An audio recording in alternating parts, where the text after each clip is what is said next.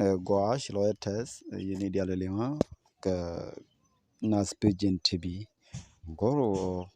mishi video shi jali ngame jala goro bija guji amana tongda nyok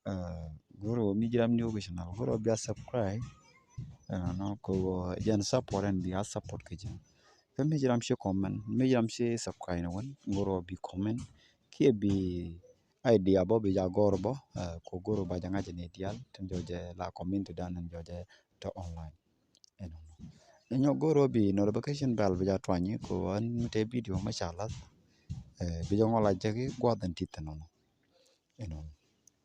midi long no goro bi yana support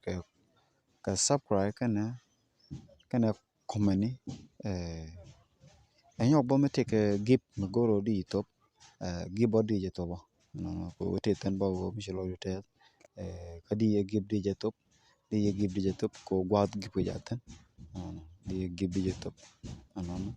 except neten joje te Africa kirana la lang ko da gib di je top anamiti ka bank online no anamiti ka bank online ni nong di gib di je top ko chamo anon platform ne kwa je create ki channel mene kwa je create ko benor lwa ke information go ndi alde te ketano no ki godring yalde chunyo reten no benor la ke chomne amane tandong ta shenka man shenka norere monda mane mondian amane re mone to kong te shenka tandon ko benor ba ka dare kaman to no ini di alde joje ko gor ke jan platform mane goro ane information mi jak goro chang sajini je goro di comment lo di information mo di jago ko beje wana me ko jegde geje be nyogo lat ne ko ndi altente online ki tere jom ki no ko ndi alto gon ndi al ticket ton no ko be ko lat ka na mo jen we banoro lo ka yo ko no ko banoro won yamre ndi ko ndi alto content ton no ko ngai ko ne we chanda fen re ka gon ndi alto content to kon ke ter ka ne dial to kon ter ke jaba to kon ter ke chai to kon ter ke ane dormi tika kon ni siang ke lew akon tera jaba bega pe yo kon ni siang jang bo be na kon ni siang barbo ngura na kan kon ni siang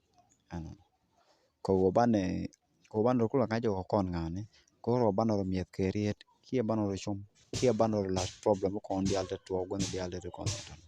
ko problem di alta le tan jagnuare tamane goro bane ka sol idi no sol le ne wo banoro ngiye no ka banoro latan tuok atamano ay kono mi che tuok bantiu mi ngi yeti ka bantiu goro bi ja lar ka platform ne te ka mi che tuok wa ma ka tuok dom